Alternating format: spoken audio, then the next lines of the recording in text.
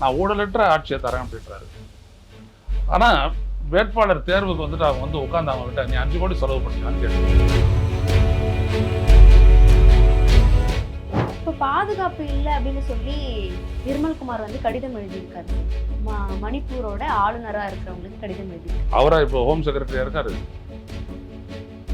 இந்த இந்த மாதிரி ஒரு முட்டா பயல்களை வந்து நம்ம எப்படி நம்புவீங்க, எப்படி வாக்களிப்பீங்க? தொகுதியில் நிற்கிறது காரணம் எதனால 2 தொகுதியில் நிற்கணும்? அதாவது ஒரு தொகுதியில் நின்னாலும் எம்எல்ஏ ஆயிடலாம்ல, ஏன் 2 தொகுதியில் நிற்கணும்? இதே எடப்பாடி அவர்கள் இன்னொரு விமர்சனம் என்ன சொல்றாருன்னா, திமுகல ஆளே இல்ல, அதிமுகல இருந்து போனவர்கள் தான் அங்க அமைச்சர்களாவே இருக்காங்க அப்படின்னு விமர்சனம் வைக்கிறாரு. எம்ஜிஆர் யாரு, நெடுஞ்செழியன் யாரு, ராசாராம் யாரு, எல்லாம் திமுகல இருந்து போனவங்க தான். இதெல்லாம் வந்துட்டு அவங்க அரசியலுக்கு. லெஜண்ட் சரவணன் நடிக்கும் லீடர் இன்று முதல் உங்கள் அபிமான திரையரங்குகளில். Periyar Maniammai institute of science and technology, Thanjavur. BTech biotechnology with specialization in computer science and biology. Kumudam reporter நேயர்களுக்கு வணக்கம். இன்று நம்மோடு இணைந்திருக்கும் சிறப்பு விருந்தினர் மூத்த பத்திரிகையாளர் திரு ஐயநாதன் அவர்கள். வணக்கம் சார். வணக்கம். நலமா இருக்கீங்களா? நல்லா இருக்கு சார். இப்போ எலெக்ஷன் தேர்தல் வந்து நாள் அறிவிச்சு சூடு பிடிச்சு போயிட்டு இருக்கு. இந்த நேரத்துல இன்னைக்கு வந்து திருச்சி கிழக்குல விஜய் அவர்கள் வந்து வேட்புமனு தாக்கல் செய்யறாரு. சேப்பாக்கம் பகுதியில வந்து உதயநிதி ஸ்டாலின் வந்து வேட்புமனு தாக்கல் செஞ்சிருக்காரு. இது ரெண்டுத்தையும் எப்படி பாக்குறீங்க? 2 பக்கமும் கூட்டங்கள் வந்து இருக்கு, 2 பக்கமும் அதை எப்படி கையாளுறதா பாக்குறீங்க? எப்படி இருக்கு இந்த களம்? இந்த எலெக்ஷனை ஒட்டுமொத்தமா நீங்க பாத்தீங்கன்னா நீங்க 2ஆ பிரிச்சிடலாம். ஒண்ணு, ஆட்சியில் இருக்கக்கூடிய கட்சி மீண்டும் ஆட்சிக்கு வர வேண்டுமா வேண்டாமா? வேண்டான்னு வரும்போது அந்த ஓட்டு வந்துட்டு அதிமுகவுக்கு போகுமா, பாஜகவுக்கு போகுமா, விஜய்க்கு போகுமா? வேணும்னா அது திமுக கூட்டணிக்கு போயிடுது. ஸோ 2 தான். இல்லை இவர் கூட போகலாம், சீமானு கூட போகலாம், நிற்கிறாங்க. ஆனால் எல்லாரும் பார்த்தீங்க அப்படின்னம்னா திமுக கூட்டணியை எதிர்த்து இவங்கெல்லாம் நிற்கிறாங்க, களம் கண்டுறாங்க. விஜயா இருக்கட்டும், சீமானா இருக்கட்டும், அண்ணா திமுக பாஜக கூட்டணியாக இருக்கட்டும், இவங்களாம். ஆக ஒரே ஒரு கேள்வி தான் தமிழ்நாட்டு மக்கள் முன்னாடி இருக்கிறது. ஸ்டாலினுடைய ஆட்சி தொடரணுமா வேண்டாமா? எதுக்காக தொடரணும்? ஸ்டாலின் சொல்லக்கூடிய அந்த சாதனைகள், அவர் செஞ்சதெல்லாம் நம்மளுக்கு பயனளிச்சு தான் இல்லையா?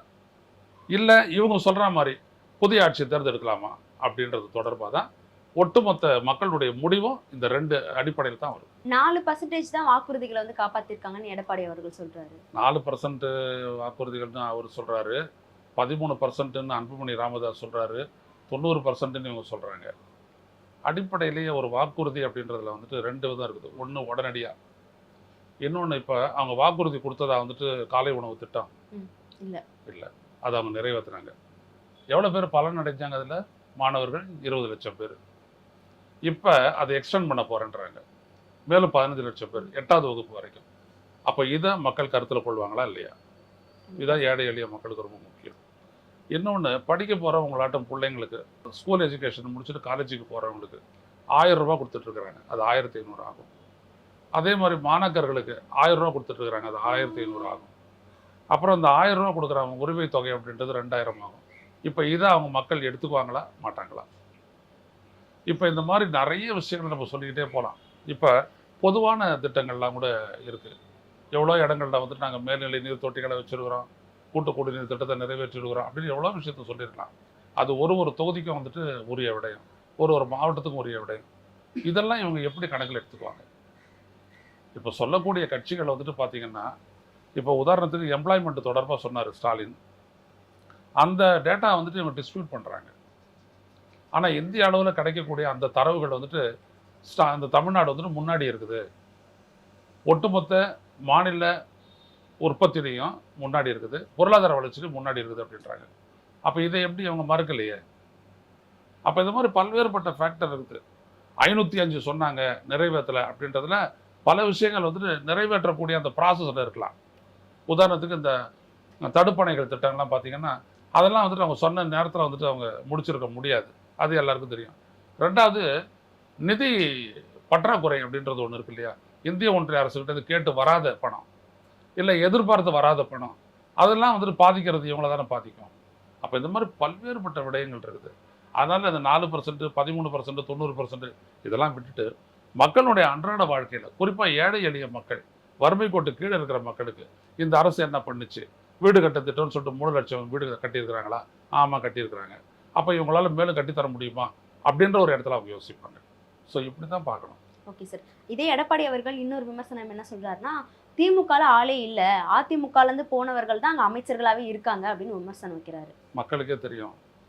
இப்போ எவ்வளோ பேர் வந்துட்டு எல்லாரும் திமுகலேருந்து போனவங்க தானே, எம்ஜிஆர் உட்பட. இல்லை, அப்போ எல்லாம் திமுககாரனுக்கு நீங்கள் சீட்டு கொடுக்குறீங்கன்னு அர்த்தமா? எம்ஜிஆர் யார், நெடுஞ்செழியன் யார், ராசாராம் யார், எல்லாம் திமுகலேருந்து போனவங்க தான். இதெல்லாம் வந்துட்டு அவங்க அரசியலுக்காக பேசுகிற பேச்சு. இது நமக்கு தேவையில்லை. ஆனால் திமுகவுக்கும் அதிமுகவுக்கும் கொள்கை மாறுபாடு உள்ள கட்சிகள் கிடையாது. ரெண்டும் ஒரே மாதிரி தான். அரசியல் மாறுபாடு தான் உண்டு. நான் ஒரு கொடி, நீ ஒரு கொடி, என் கட்சி பேர் இது, உங்கள் கட்சி பேர் அது அப்படின்னு. மற்றபடி பெரியார், அண்ணா அதான் 2 பேருக்குமே வந்துட்டு தலையாய தலைவர்கள். அதில் ஒன்றும் மாற்றம் இல்லை. அதனால் இங்கே இருக்கிறவங்க அங்கே போவாங்க, அங்கே இருக்கிறவங்க இங்கே போவாங்க. அதில் ஒன்றும் மாற்ற கருத்துலாம் ஒன்றும் கிடையாது. ஆனா ஒரே கொள்கை அப்படின்னு சொல்றீங்க. இப்ப எடப்பாடி அவர்கள் வந்து மொத்தமா வந்து முட்டு கொடுக்குற அளவுக்கு ஒரு அடிமையாயிட்டாருன்னு உதயநிதி விமர்சிக்கிறாரு. அதை எதை வச்சு சொல்கிறாங்க அப்படின்னோம்னா, தமிழ்நாட்டினுடைய நலன் வரும்போது ஒரு எடப்பாடி பழனிசாமி நலனுக்காக நின்னாரா, கூட்டணிக்காக நின்னாரா அப்படின்றதுக்கு தான் வந்துட்டு ரொம்ப முக்கியம். இப்போ உதாரணத்துக்கு விவசாயம் தொடர்பாக வந்துட்டு இந்திய ஒன்றிய அரசு, மோடி அரசு நிறைவேற்றிய அந்த 3 சட்டங்கள் இருக்கு இல்லையா, வேளாண் சட்டங்கள். அந்த 3 வேளாண் சட்டங்களும் பார்த்தீங்கன்னா விவசாயிகளை பாதிக்கக்கூடியது. ஆனால் யார் பாதிக்கப்பட்டாங்க அப்படின்னு சொல்லிட்டு இவர் அதை ஆதரிச்சார். அப்போ அதை எப்படி ஏற்றுக்கொள்ள முடியும்? அப்போ அந்த விவசாயத்து தொடர்பான சட்டங்கள் நிறைவேற்றப்பட்டது மாநில அரசுடைய அதிகாரத்துக்கு உட்பட்ட அதிகாரங்கள். அதெல்லாம் அதாவது ஸ்டேட் லிஸ்ட்டு, அதில் இருக்கிறதுல வந்துட்டு அவங்க சட்டம் ஏற்றுறாங்க. அப்போ இது ஒரு எதிர்க்கணும். ஜெயலலிதா தான் எதிர்த்திருப்பாங்க. அப்படி எதிர்க்காத போது ஒன்று. 2வது விஷயம், அரசியல் ரீதியாக இவங்க எல்லாத்துக்கும் போயிட்டு அவங்ககிட்ட கன்சல்ட் பண்ணுறாங்க, கூட்டணி தொடர்பாக போகிறாங்க, பேசுகிறாங்க, வராங்க. அதை வச்சு அவர் சொல்லியிருக்கலாம். இப்போ இன்னைக்கு திருச்சி கிழக்குல வந்து விஜய் அவர்கள் வந்து பரப்புரை வந்து பண்ணிட்டு இருக்காரு. அங்க நிறைய விஷயங்கள் வந்து பேசுறாரு. இந்த மாதிரி கேஸ் பிரச்சனை தீர்ந்துருச்சு அப்படின்னு மக்களை பார்த்து கேட்கிறாரு. இதுக்கு வந்து இவங்களும் ஏதாவது எஃபர்ட் எடுத்திருக்கலாம், முயற்சி பண்ணியிருக்கலாம் அப்படின்னு சொல்றாரு. அது சாத்தியம் தானே? ஆமாம், விஜய் இப்போ முதல்வராக இருந்தார் அப்படின்னோம்னா அவர் என்ன பண்ணியிருப்பார், இன்னும் ஈரானுடைய அதிபரோட பேசி அந்த நீரிணையில் நிற்கக்கூடிய கப்பல்கள் எல்லாம் அனுப்பி வைங்க அப்படின்னு சொல்லியிருப்பாரு. அந்த அளவுக்கு ஸ்டாலினுக்கு இன்ஃப்ளூயன்ஸ் இல்லை இல்லையா, அதை அவர் சொல்லியிருக்காருன்னு நினைக்கிறேன். ஏதாவது புரிஞ்சு பேசணும். இந்திய ஒன்றிய அரசனுடைய கட்டுப்பாட்டுக்கு உட்பட்ட இந்திய ஒன்றிய அரசனுடைய 3 பெரிய எண்ணெய் நிறுவனங்கள், Bharat petroleum corporation, Indian oil corporation, Hindustan petroleum corporation, இவங்க தான் இம்போர்ட்டர்ஸு. இவங்க தான் எல்லாத்தையும் கேஸ் எல்லாம் சப்ளை பண்ணுறாங்க. இதில் மாநில அரசுக்கிட்ட என்ன இருக்குது? மாநில அரசு என்ன சொல்லிச்சு, இந்த மாதிரி ஒரு நெருக்கடி இருக்குது, இந்த நெருக்கடிக்கு உரிய நடவடிக்கைகள் எடுத்து சரி பண்ணுங்கன்னு முதல்ல லெட்டர் எழுதிட்டாரு. ஒரு இதுக்குன்னு ஒரு முறை ஃப்ளைட்டில் போயிட்டு இதே வார்த்தையை அங்கே போயிட்டு சொல்லட்டுமா? அது விஜயனுடைய விருப்பம். ஒருவேளை இவர் ஆட்சி வந்தாருன்னா அப்படி தான் இருக்கும் போல். லெட்டரில் சொல்ல வேண்டியதெல்லாம் போயிட்டு நேரில் சொல்கிறதுக்காக ஒரு முறை ஃப்ளைட்டை பிடிப்பார் போல். இதெல்லாம் என்ன விதமான அரசியல் எனக்கு புரியல. ஒரு ஒன்றிய அரசுடைய அதிகாரத்துக்கு உட்பட்ட ஒரு விடயத்தை அவங்கள செய்யுங்க அப்படின்னு சொல்லிட்டு நம்ம வற்புறுத்தலாம். செய்ய வேண்டிய கடமை அவங்களுக்கு உரியது. செய்ய வேண்டிய சூழல் வந்துட்டு உலக அளவில் இருக்கான்னு பார்க்க வேண்டியது ஒரு அரசியல்வாதிகளுடைய கடமை. அது விஜய்க்கு தெரியுமா? இப்போ ஹார்மூஸ் அப்படின்ற ஸ்டேட்டில் கப்பலை விட மாட்டேன்றாங்க ஈரான் அப்படின்ற விஷயம் இவருக்கு ஏதாவது தெரியுமா? அதில் ஒரு நிலைப்பாடு எடுக்க தெரியுமா? தெரியாது. அப்போ இவரெல்லாம் யார் அப்படின்னோம்னா, சினிமாவில் வசனம் பேசுகிற மாதிரி அரசியல் அவர் அணுகிறாரு. இல்லை சார், 2 தொகுதிகளில் நிற்கக்கூடிய அளவுக்கு அவருக்கு ஒரு தன்னம்பிக்கை இருக்கு அப்படின்னா அப்போ வந்து இதெல்லாம் தெரியாம இருக்குமா அவருக்கு? பேசலையே, அப்படின்னா பேசணும்ல. அப்போ மாநில அரசு ஏதாவது பண்ணியிருக்கணும்னு சொல்லக்கூடாதுல்ல. தெரியும் அப்படின்னோம்னா மாநில அரசு இதில் ஏதாவது பண்ணியிருக்கணும் அப்படின்னு சொல்லியிருக்க கூடாது இல்லை, தப்பு இல்லை அது. அப்போ இவருக்கு புரியலன்னு தானே அர்த்தம். இப்போ 2 தொகுதியில் நிற்கிறதுக்கு காரணம் எதனால 2 தொகுதியில் நிற்கணும்? அதாவது ஒரு தொகுதியில் நின்னாலே எம்எல்ஏ ஆயிடலாம்ல, ஏன் 2 தொகுதியில் நிற்கணும்? நான் 2 தொகுதியில் நின்னாலும் ஜெயிச்சு காட்டுறேன், என்னோட வலிமையை பாருங்க அப்படின்னு காட்டுறதுக்காக இருக்கலாம் இல்லையா? ஓ, இருக்கலாம், பார்க்கலாம், ஜெயிச்சு காட்டுறாரு பார்க்கலாம். இன்னொன்னு சொல்றாரு, விசில் புரட்சி தேர்தல் தான் இது நடக்க போகுது, இங்க வந்து ஒரு புரட்சி நடக்க போகுதுன்றாரு. எந்த மாதிரி புரட்சி அவரு பொருளா வச்சு சொல்றாரு சார்? இது விஜய் கிட்ட கேட்க வேண்டிய கேள்வி தானே. புரட்சின்றதெல்லாம் என்ன அப்படின்றத அவர்கிட்ட தான் போய் கேட்கணும். என்கிட்ட கேட்டிங்கன்னா நீங்கள் உங்களுடைய ரசிகர்களை கட்டுப்படுத்த தெரியுமா உங்களுக்கு? புரட்சி புடலங்காயெல்லாம் அப்புறம் இருக்கட்டும், உங்கள் ரசிகர்களை கட்டுப்படுத்த தெரியுமா உங்களுக்கு? என்னைக்கு கூட ஒருத்தர் உங்களுடைய வண்டியை ஃபாலோ பண்ணி உழுந்து வாரி நீங்களே முதல் முறையாக இறங்கி அவங்களுக்கு ஆறுதல் தேர்தல் பண்ணிட்டு வந்திருக்கீங்க. உங்களுடைய ரசிகர்களை கட்டுப்படுத்த தெரியுமா உங்களுக்கு? 41 பேர் செத்தாங்களே கரூரில். யாரால செத்தாங்க? சூழ்ச்சின்றாரு. என்ன சூழ்ச்சி? சதி. சதி அல்ல இல்ல, பண்ணிட்டாங்க. சூழ்ச்சி இங்கே சொன்ன வார்த்தை ஓகே சொல்கிறேன். சதி ஓகே வச்சுக்க. யார் பண்ண சதி? எப்படி அந்த சதி நடந்துச்சு? நீ இத்தனை முறை உன்னை கூப்பிட்டு விசாரிச்சாங்களே, 3 முறையில் என்ன கேட்டாங்க, என்ன நீங்கள் சொன்னீங்க? ஏன் மக்கள்கிட்ட சொல்லுங்கள், இது தேர்தல் கடந்தானே, அவங்க ஒன்றும் சார்ஜ் ஷீட்லாம் ஃபைல் பண்ணல, சொல்ல வேண்டியதானே மக்கள்கிட்ட. என்னை கூப்பிட்டு விசாரிச்சாங்க, நான் இதை தான் சொன்னேன் அப்படி சொல்ல வேண்டியதானே. இங்கே வந்துட்டு மக்கள்கிட்ட ஒன்று பேசுறது, அங்கே போயிட்டு பேசுறது என்னன்றதை யார்கிட்டையும் சொல்கிறது இல்லை. ஏன் என்ன கஷ்டம்? அப்போது நீங்கள் பார்த்தீங்க அப்படின்னோம்னாங்க, ஒரு கட்சி நாளைக்கு எதை சாதிக்கும் அப்படின்றதுக்கு அத்தாட்சி அந்த தலைவரும் அந்த கட்சியினரும் எப்படி இன்னைக்கு நடந்துக்கிறாங்கன்றது. நான் ஊழலற்ற ஆட்சியை தரேன் அப்படின்றாரு. ஆனால் வேட்பாளர் தேர்வுக்கு வந்துட்டு அவங்க வந்து உட்காந்து அவங்க கிட்ட நீ 5 கோடி செலவு பண்ணியான்னு கேட்டிருக்காரு. இது எல்லாம் ஊரறிஞ்ச விஷயம். 5 கோடி செலவு பண்ணக்கூடியவன் வந்துட்டு தாவேகால வந்துட்டு ரசிகனாக இருப்பானா? ஒரு ரசிகன் தான் உன்னோட 20-30 வருஷமா வந்துட்டு ஒன்றா பயணிக்கிறான். ஒன்று தளபதி அண்ணா அப்படி சொல்லிட்டு பயணிக்கிறாங்க. அவங்ககிட்ட போயிட்டு நீ என்ன கேட்குறேன்னா 5 கோடி செலவு பண்ணுவீங்கன்னு கேட்குறீங்க, 2 கோடி கட்சிக்கு பணம் தருவியான்னு கேட்குறீங்க. அப்போ என்ன அது அர்த்தம்? யோசிச்சு பாருங்க. அப்போ அவன் வந்து சம்பாதிப்பானா, நல்லாட்சி கொடுப்பானா? நீங்களே எப்படி இருக்கிறீங்க? அதிமுகவோட போய் பேச்சுவார்த்தை நடத்துறீங்க. என்ன அதிமுக கடைசி உங்களுக்கு ஆஃபர் பண்ணது? 30 சீட்டு 300 கோடி பணம் இல்லையா? உண்டா இல்லையான்னு சொல்லுங்க. அப்போ நீங்கள் என்ன விதமான அரசியலை நீங்கள் உங்களால் கொடுக்க முடியும்? என்ன புரட்சியை நீங்கள் பண்ண போறீங்க? புரட்சின்ற வார்த்தையை தலைகீழ் மாற்றம்னு அதனுடைய அர்த்தம். இவங்களெல்லாம் அதெல்லாம் பண்ண மாட்டாங்க. இவங்கெல்லாம் சும்மா வந்துட்டு ஏமாத்த பார்க்குறாங்க, வேற ஒன்றும் இல்லை. மோசடி. வாய்ப்பு கொடுத்தா மாற்றத்தை கொடுப்பாரு, வாய்ப்பு கொடுங்க எப்படி? என் அண்ணனுக்கு அப்படிங்கிறாங்க. இப்போ உங்ககிட்ட குமுதத்தினோட எடிட்டர்ஷிப் கொடுக்கலாமா? Anchor. பரவாயில்ல, ஏற்றுக்குங்க. Oh you need to have experience. You need to நீங்கள் அனுபவப்படணும். அனுபவப்பட்டு நீங்கள் தேறணும். நீங்கள் வரணும். இதெல்லாம் கூட உங்களுக்கு ஒரு அனுபவம் தான். அப்போ இதெல்லாம் எதுவுமே இல்லாத அந்த பொண்ணுகிட்ட கொடுப்பா உபுதா நல்லா வந்துடும் அப்படின்னு நான் சொன்னேன்னா என்ன சொல்லுவாங்க எல்லாரும்? அனுபவமே இல்லை. இல்லை, அதான் அரசியலில் பற்றும் விவரமாக இருக்கணும். ஒன்று நடைமுறைப்படுத்தணும்னா எப்படி நடைமுறைப்படுத்தணுன்ற அந்த அறிதல், புரிதல், தெளிதல் இருக்கணும். அதுக்கான செய்முறை எப்படி அப்படின்றதும் தெரிஞ்சிருக்கணும். இல்லாட்டி ஒன்றுமே பண்ண முடியாது. இப்போ இதுவும் 3 வருஷம் ஆகுது சார். இது ஒரு அனுபவம் வந்திருக்காதா அவருக்கு? எங்கே அனுபவம் இருந்துச்சு? ஒரு இடத்துலையாவது உங்களுடைய கட்சி கொடி ஏற்றிருக்கிறாங்களா? உங்களுக்கு தெரியுமா? ஒரு கொடி ஏற்றிருக்கிறாங்களா எங்கேயாவது? கிடையாது. ஒரு கட்சி அலுவலகம் திறந்துருக்காங்களா? கிடையாது. ஒரு தாவேகான்னு ஒரு குச்சியை நட்டுருக்குறாங்களா? கிடையாது. அப்புறம் எப்படி இவங்களெல்லாம் ஒருங்கிணைப்பீங்க? இப்போ திருச்சி கிழக்கில் அவர் நிற்கிறாரு, எப்படி அங்கே இருக்கிறவங்களெல்லாம் ஒருங்கிணைப்பீங்க நீங்கள்? அங்கங்கே ஒரு வட்டம் இருக்குது இல்லை? ஒரு வட்டத்துலேயும் ஒரு கட்சி அமைப்பு இருந்தால் தானே எல்லாரையும் ஒன்றா சேர்த்துக்கிட்டு இது பண்ணலாம், ஒரு இடமா போய் பரப்புரை பண்ணலாம். இதெல்லாம் எந்த அமைப்புமே இல்லாத நீங்கள் எப்படி பண்ணுவீங்க? உங்களுக்கு வீடு இல்லை, வாசல் இல்லை, அட்ரஸ் இல்லை, எதுவுமே இல்லை அப்படின்னு சொல்லிட்டு உங்களை பொண்ணு கேட்க வரான், நீங்கள் கட்டிக்குவீங்களோ? அதே மாதிரி தான் ஒரு அரசியல் கட்சியை பொறுத்த வரைக்கும் அந்த மக்கள் மத்தியில் வந்துட்டு நீங்கள் வந்துட்டு அமைப்பு ரீதியாக செயல்பட்டால் மட்டும்தான் அவங்க ஏற்றுக்குருவாங்க.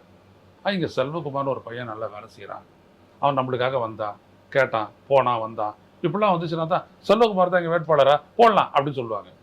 எதுவுமே இல்லாத நீங்கள் வந்துட்டு ஒருத்தரை சொல்கிறீங்க, அதுவும் கஞ்சா கடத்தி 10 நாளைக்கு முன்னாடி தான் ஜாமீனில் வெளில வந்தோன்னே நீ சீட்டு கொடுக்குறீங்க. என்ன அடிப்படை? நீங்கள் எல்லாம் தெரிஞ்சிருக்கணும்னு நான் சொல்ல வரல. உன் கட்சிக்காரனெல்லாம் அப்போ எவனோ ஒருத்தன் காசு வாங்கிட்டு செய்கிறான்றது மாதிரி உங்களுக்கு தெரியுமா? 10 நாளைக்கு முன்னாடி கஞ்சா கடத்தல் கேஸில் ஜாமீனில் வந்தவனுக்கு எப்படி நீங்கள் கொடுக்குறீங்க சீட்டு? அப்புறம் பாஜக கொள்கை எதிரி. பாஜக கட்சியில் இருந்துட்டு நேற்று நைட்டு வரைக்கும் இருந்துட்டு இன்னைக்கு காத்தால கட்சி மாறினவுடனே மத்தியானம் நீங்கள் சீட்டு கொடுத்துட்றீங்க. எப்படி இது கொள்கை எதிரி? ஒன்றுமே இல்லையே. எதுவுமே சரியாக இல்லாத, தெளிவில்லாத இருக்கிற இவர்கிட்ட நீங்கள் அதிகாரம் கொடுத்தீங்கன்னா என்ன நடக்கும்? விஜய் காத்தால 12 மணிக்கு எழுந்திருப்பார், 3 மணிக்கு செக்ரட்டேரியட் விடுவார், 5 மணிக்கு புறப்பட்டு போயிடுவார். ஆட்சி அதிகாரத்தை செயல்படுத்துறதுன்றது அவ்வளோ சாதாரண விஷயம் இல்லை, புரியுதுங்களா? ஏன்னா அதிகாரிகள் வந்துட்டு அவன் இஷ்டத்துக்கு அவன் செயல்பட ஆரம்பிப்பான். இந்த மாதிரி ஆட்கள்லாம் போனால் அது அதிகாரி ராஜ்யமாக தான் இருக்குது, மக்கள் ஆட்சியாக இருக்காது. இப்போ பாதுகாப்பு இல்லை அப்படின்னு சொல்லி நிர்மல்குமார் வந்து கடிதம் எழுதியிருக்காரு சார். மணிப்பூரோட ஆளுநராக இருக்கிறவங்களுக்கு கடிதம் எழுதியிருக்காரு. இது எப்படி பார்க்க? மணிப்பூர் ஆளுநர்கிட்ட லெட்டர் எழுதினாரு. இப்போ ஆளுநராக இருக்காங்கல்ல, இப்போ மணிப்பூரில் ஆளுநராக இருக்கிறாருங்க. அவராக இப்போ ஹோம் செக்ரட்டரியாக இருக்காரு. இந்த இந்த மாதிரி ஒரு முட்டா பயல்களை வந்துட்டு நம்ம எப்படி நம்புவீங்க? எப்படி வாக்களிப்பீங்க? யார் ஹோம் செக்ரட்டரி அப்படின்னு நீங்கள் போய்ட்டு மினிஸ்ட்ரி ஆஃப் ஹோம் போடுங்க கூகுளில், வந்துடுதா அந்த பேஜ்? யார் மினிஸ்டரு, யார் செக்ரட்டரி அப்படின்றதெல்லாம் வந்துடுதா? யார் அடிஷ்னல் செக்ரட்டரி, யார் அசிஸ்டன்ட் செக்ரட்டரி, யார் டெப்டி செக்ரட்டரி, எல்லாம் வருது இல்லை? அதை பார்த்துல லெட்டர் போடணும். போன ஆண்டுக்கு முந்தைய ஆண்டே வந்துட்டு அவர் வெளியில் போயிட்டார், ஆளுநராக போயிட்டார். இன்றைக்கி அவருடைய சரி, ஏன் முதல்ல ஃபர்ஸ்ட் ஆஃப் ஆல் அவருடைய பேரை போடணும்? To the union home secretary Delhi அப்படின்னு போட்டாலே அங்கே போயிடுப்பேன். To the prime minister of இந்தியானா மோடி ஆஃபீஸுக்கு போயிட போகுது. டு தி ஹோம் மினிஸ்டர் அப்படின்னு போட்டால் அமித்ஷா ஆஃபீஸுக்கு போயிட போகுது. அப்போ ஏன் அதெல்லாம் பண்ணுறீங்க? இது எதுவுமே தெரியாதுங்க உங்களுக்கு, ஒன்றுமே தெரியாது, கையாட்ட தெரியும், அவ்வளோதான். சீமான் அவர்களும் வந்து தொடர்ந்து பரப்புரையில வந்து இருக்காரு. அவர் வந்து விஜய் குறித்து இப்ப இந்த பரப்புரையில நிறைய விமர்சனங்கள் வைக்கிறார். என்ன சொல்றாருன்னா, அந்த கட்சியில வந்து ஒட்டு போட்ட துணி மாதிரி இருக்கு. ஏன்னா மற்ற கட்சிகள்ல இருந்து வந்த ஒரு 150 பேர் அந்த கட்சியில வந்து இணைச்சிருக்காங்க. அந்த கட்சியில வந்து தகுதியான ஆட்கள் இல்லை அப்படின்னு வந்து சொல்லியிருக்காரு. இது எப்படி பாக்குறீங்க? அது உண்மைதானே, எல்லாரும் தான் பார்த்தோமே. 234 பேருக்கு நான் 234 தொகுதிகளுக்கும் அறிவிக்கிறேன்னு சொல்லிட்டு யாருன்னே தெரியாத நிர்வாகின்னு சொல்லிட்டு ஒரு பாட்டு கொடுத்துட்டு இருக்கிறாரு. அது எப்படி அந்த கட்சி சரியா இருக்கும்னு நினைக்கிறீங்க? மது ஒழிப்பு பத்தி பேசுறாரு, செந்தில் பாலாஜிக்கு பாட்டு பாடுவாரு, ஆனா அது வந்து ஸ்ட்ராங்கா வந்து சொல்ல மாட்டார். நான் வந்தேன்னா இது பண்ணுவேன் அப்படின்னு சொல்ல மாட்டாருன்னு சீமான் கேட்கிறாரு. சீமான் விஜய் எதிர்த்து ஒரு விமர்சனம் வைக்கிறாரு. விஜய் அவர் அதை கண்டுக்கல, ஒரு பாட்டுக்கு அவர் போறாரு. அவர் யாரை பத்தியும் கண்டுக்கிறது இல்லை, அவர் சொல்றதான் அவர் சொல்றாரு. இதுல உண்மை ஏதாவது இருக்கா இல்லையா அப்படின்றது மக்கள் தீர்மானிக்கக்கூடிய விஷயம். மது கொள்கை அப்படின்றத வந்துட்டு நடைமுறைப்படுத்த முடியுமா முடியாதா? சீமான் வந்துட்டு மது வேணாம் பாரு, கல் வேணும் பாரு, இதை மக்கள் ஏற்றுக்கொள்வார்களா? இதெல்லாம் நம்ம பார்க்கணும். நிறைய விடயங்கள் இருக்குது. அவங்கள பொறுத்த வரைக்கும் அவங்க பேசிட்டு போகிறாங்க, அவ்வளவுதான். மற்றபடி வேற ஒன்றும் இல்லை. ஆனால் ஒரு விஷயம், விஜய் வேட்பாளரை நியமித்தவங்க தாவேகா கட்சியினர் கிடையாது, பெரும்பாலும் தாவேகா கட்சியினர் கிடையாது. இப்போ சமீபத்தில் பார்த்தீங்க அப்படின்னா, விடுதலை சிறுத்தைகள் கட்சியினுடைய தலைவர் நாடாளுமன்ற உறுப்பினராக இருந்தார். அவர் வந்து இப்போ சட்டமன்ற தேர்தலில் காட்டுமன்னார் கோவில் தொகுதியில் வந்து நிற்க போகிறதா வந்து செய்திகள் வந்திருக்கு. இது எப்படி பார்க்குறீங்க சார்? இது வந்து சரிதானா அவர் எடுத்திருக்கிற நிலைப்பாடு? அதாவது விடுதலை சிறுத்தைகள் கட்சியினுடைய தலைவர் அவர் ஒரு முடிவு எடுக்கிறாரு. அந்த முடிவுக்கான காரணத்தை அவர் தெளிவுபடுத்துறாரு. இந்த 2026 தேர்தலுக்கு பிறகு அந்த தமிழ்நாட்டுடைய அரசியலில் மாறும், களம் மாறும். அப்போ தமிழ்நாடு சட்டப்பேரவையில் இருக்கிறது தான் சரியானது அப்படின்னு நான் நினைக்கிறேன். டெல்லிக்கு போயிட்டு வர்றதுன்றது ஒரு கௌரவம் தான். ஆனால் இப்போ இவர் ரிசைன் பண்ணிட்டார் அப்படின்னோம்னா, சிதம்பரம் தொகுதியில் இடைத்தேர்தல் நடக்கும் போது அங்கேருந்து ஒரு விடுதலை சிறுத்தைகள் ஆள் தான் போகிறாரு, அவர் நாடாளுமன்றத்துக்கு போயிட போகிறாரு. ஆனால் இவர் ஏன் இங்கே இருக்கணும்னு நினைக்கிறாரு அப்படின்னோம்னா, இல்லாட்டி அவர் சொல்லக்கூடிய காரணம், திரும்ப சொல்லக்கூடிய காரணம், இந்த இடத்துல வந்துட்டு அதிமுக பலவீனப்படக்கூடிய ஒரு சூழலில் அந்த இடத்த பாஜக கேப்சர் பண்ணிடுவாங்க, அதை நான் தடுக்கணும் அப்படின்னோம்னா நான் தமிழ்நாட்டில் இருந்து தான் வேலை செய்யணும், அதுக்கு நான் சட்டப்பேரவைக்கு வந்தால் தான் சரிப்பட்டு வரும் அப்படின்னு அவர் சொல்றாரு. ஏன்னா பிஜேபி சார்பாக முன்னாடி இருந்த மாதிரி 4 பேருக்கு அதிகமாக கூட இப்போ வரலாம். அப்போ வரும்போது அவங்களோட ஆக்ஷனை தடுக்கணும் அப்படின்னோம்னா நான் முழுமையாக தமிழ்நாட்டு அரசியலில் ஈடுபடுறதும் சரியானதாக இருக்கும்னு முடிவு எடுக்கிறாரு. அவருடைய முடிவை நான் ரொம்ப சரின்னு பார்க்குறேன். ஏன்னா நமது நாட்டினுடைய கட்டுக்கோப்புக்கு மக்களிடையே இருக்கக்கூடிய இணக்கப்பாடு ரொம்ப முக்கியம். மத ரீதியாக சாதி ரீதியாக பிளவுண்டு பண்ணாங்க அப்படின்னோம்னா நமது அரசியல் வந்துட்டு நம்மளை ஒரு முன்னேற்ற பாதையில் கொண்டு போகாது. அது அரசியல் ஆட்சியை சொல்கிறேன் நான், முன்னேற்ற பாதையில் கொண்டு போகாது. ஆனால் பாஜக அதுதான் செய்யுது. இந்து முஸ்லீம் அப்படின்னுது, புரியுதுங்களா, இந்து கிறிஸ்டியன் அப்படின்னுது, இந்த மாதிரி பல்வேறுபட்ட பிளவுவாத அரசியல் அவங்க பண்ணுறாங்க. அந்த அரசியலுக்கு தமிழ்நாடு பலியாச்சு அப்படின்னோம்னா இன்றைக்கி முன்னேற்றத்தில் வந்துட்டு முன்னணியில் இருக்கக்கூடிய ஒரு தமிழ்நாடு பின்னடைவை சந்திக்கும். இதை தடுக்கணும்னா பாஜகவை தடுத்தாகணும். அதனால தான் அவர் அந்த முடிவெடுத்து காட்டுமன்னார் கோயிலில் போட்டிடுறாரு. ஆனால் இப்போ தலித்களோட பிரதிநிதியாக வந்து திருமாவர்கள் இருக்காரு. அவர் வந்து நாடாளுமன்றத்தில் வந்து குரல் கொடுத்தா இன்னும் எல்லாருக்குமே வந்து ஒரு விடிவெளியாக இருப்பார். அவர் வந்து இந்த முடிவு எடுத்திருக்க வேண்டாம் அப்படின்னு சொல்கிறாங்க. இல்லை, தலித் பிரதிநிதியாக மட்டுமே விடுதலை சிறுத்தைகளோ திருமாவோ இல்லை. பொது தொகுதியிலேயும் அவங்களுக்கு பொதுவாக செல்வாக்கு எல்லா இடத்துலையும் இருக்குது. பொது தொகுதியிலேருந்து அவங்களோட 2 பேர் எம்எல்ஏவாக இருந்தாங்கல்ல, ஆளூர் ஷானவாசும் எஸ்எஸ் பாலாஜி இருந்தாங்கல்ல. அதனால் அப்படியெல்லாம் ஒன்றும் கிடையாது. திருமாவை பொறுத்த வரைக்கும் தமிழ்நாட்டில் மதிப்புக்குரிய ஒரு தலைவர். உள்ளபடியே விடுதலை சிறுத்தைகள் தான் தமிழ்நாட்டில் 3வது பெரிய கட்சி. ஆனால் இந்த காங்கிரஸ் கட்சி ஒன்றும் இல்லாத காங்கிரஸ் கட்சிக்கு இந்த தேமுதிகலாம் வந்துட்டு திமுக நிறைய சீட்டை கொடுத்துட்டு அவங்கள தூக்கி விட்டுறாங்க, புரியுதுங்களா? அப்போது அந்த விடுதலை சிறுத்தைகள் கட்சியை பலப்படுத்த வேண்டிய ஒரு கட்டாயமும் திருமாவுக்கு ஏற்படுது.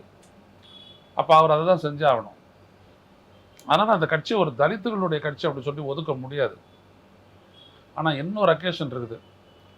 வேறு எந்த மாநிலத்திலும் இருக்கக்கூடிய அளவிற்கெல்லாம் சாதிய மோதல், கீழ் சாதி மேல் சாதி மோதல் அப்படின்றது தமிழ்நாட்டில் இல்லை.